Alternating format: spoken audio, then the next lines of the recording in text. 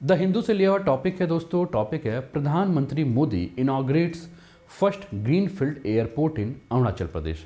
The Donyi Polo airport launch by प्रधानमंत्री Modi at Hollongi will boost connectivity trade and tourism in Arunachal प्रदेश।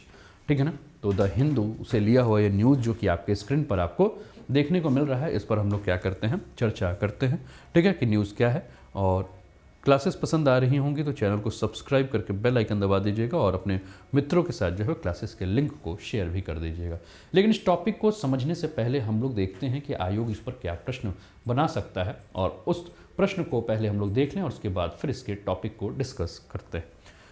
प्रश्न है, पूर्वोत्तर भारत में हवाई संपर्क के संदर्भ में निम्नलिखित कथनों पर विचार करें।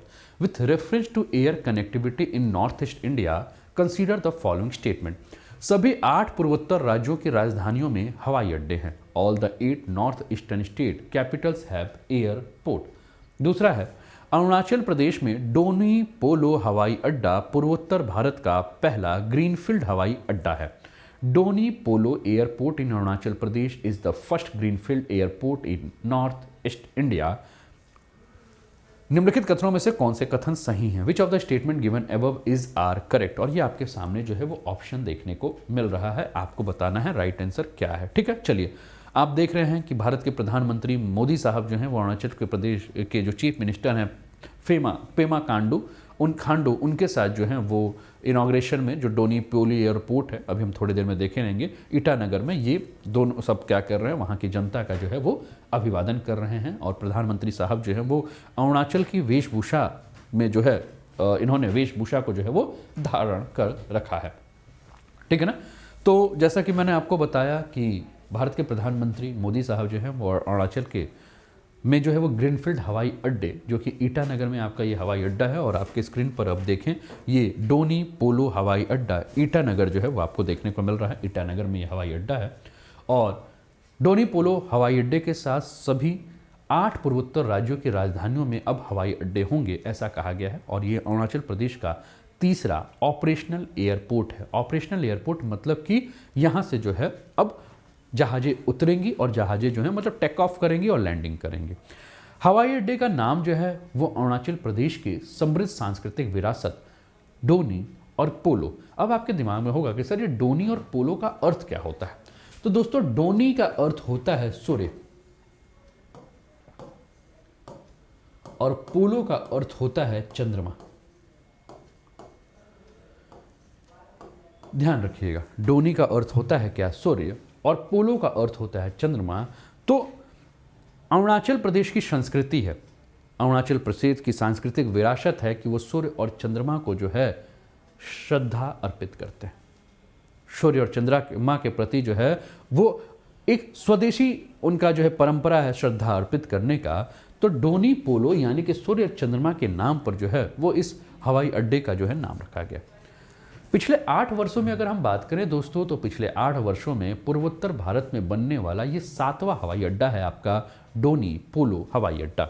और इस क्षेत्र में हवाई अड्डों का जो बहुत तेज़ी से विकास इसलिए किया जा रहा है क्योंकि आज़ादी के बाद अभी 75 वर्ष हो गए हैं दोस्तों, लेकिन उत्तर पूर्व भारत की कनेक्टिविटी भारत से उस हिसाब से नहीं हो पाई है जैसे देश के अन्य क्षेत्रों की हुई है। हम कश्मीर तो घूमने जाते हैं, लेकिन अरुणाचल प्रदेश, नागालैंड, मिजोरम, मणिपुर यानी कि पूर्वोत्तर भारत के क्षेत्रों में हम कहाँ जाते हैं।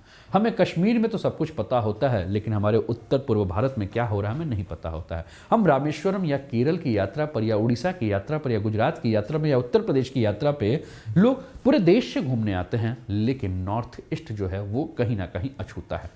तो नॉर्थ ईस्ट से हमारे देश के सभी भागों की कनेक्टिविटी बने, है ना, उसी को ध्यान में रखते हुए जो है वो बहुत तेज गति से जो है वो क्या किया जा रहा है, इस क्षेत्र में जो है वो हवाई अड्डों का निर्माण किया जा रहा है कि क्योंकि यहाँ की जाने की जो परिस्थिति है, क्योंकि बहुत दूर का एरिया है, तो लोग जो है वो कम समय में जो है वो यहाँ आ चुके जाए, और इसके लिए पूर्वोत्तर भारत में जो है वो ग्रीनफील्ड परियोजना का निर्माण किया जा रहा है। अब आपके दिमाग में प्रश्न होगा कि सर ये ग्रीनफील्ड परियोजना होता क्या है, क्योंकि हमने कई बार सड़कों में भी सुना है कि ग्रीनफील्ड परियोजना के तहत सड़कें बनाई जा रही हैं। तो दोस्तों ग्रीनफील्ड परियोजना का अर्थ ये होता है कि ये परियोजना जब शुरुआत की जाएगी तो ये परियोजना शून्य से या बेस से जो है शुरुआत की जाएगी, और कुल मिलाकर ये भी कहा जाता है कि इस परियोजना को इस प्रकार से बनाना है कि इसमें किसी भी प्रकार की बाधा ना आए। बाधा का मतलब क्या है कि कुल मिलाकर ये कहा गया कि जब ग्रीनफील्ड परियोजना बनाया जाए तो कोशिश ये किया जाए कि किसी के भवन या किसी का कुछ स्थान हो तो उसको जो है बुनियादी ढांचे को जो है नुकसान ना पहुंचाया जाए, और जब इसकी शुरुआत की जाए तो किसी भी मौजूदा परियोजना को जो है वो गिराने की आवश्यकता ना पड़े, क्योंकि अगर किसी भी आप मौजूदा किसी भी अवसंरचना को, किसी के बिल्डिंग्स को गिराते हो तो उसको फिर से जो है वो क्या करना है, निर्माण करना है। तो ग्रीनफील्ड परियोजना का पूरा फोकस ये किया जाता है कि बाहर का जो एरिया है ना, जैसे कि आप देखते हो ग्रीनफील्ड सड़कें बन रही हैं, तो ग्रीनफील्ड सड़कों का मतलब क्या है कि शहर के बाहर बाहर जो है वो सड़कों का निर्माण किया जाए, कि आवासीय क्षेत्र में अगर आप इस प्रकार का निर्माण करते हैं तो जरूर किसी न किसी के आप घर को तोड़ते हैं, किसी न किसी के ज़मीन को आप क्या करते हैं, लेते हैं, तो इससे जो है वो क्या होता है, किसी न किसी को नुकसान जो है वो पहुंचता है। तो पूरा का पूरा प्रयास यही है कि ग्रीनफील्ड परियोजना जो है वो आपका क्या किया जाए, निर्माण किया जाए। तो ये रहा टॉपिक दोस्तों, कैसा लगा जरूर बताइएगा। चलते हैं फिर अगले टॉपिक पर, तब तक आप एक बार क्लासेस के लिंक को जो है वो शेयर भी करते रहिएगा।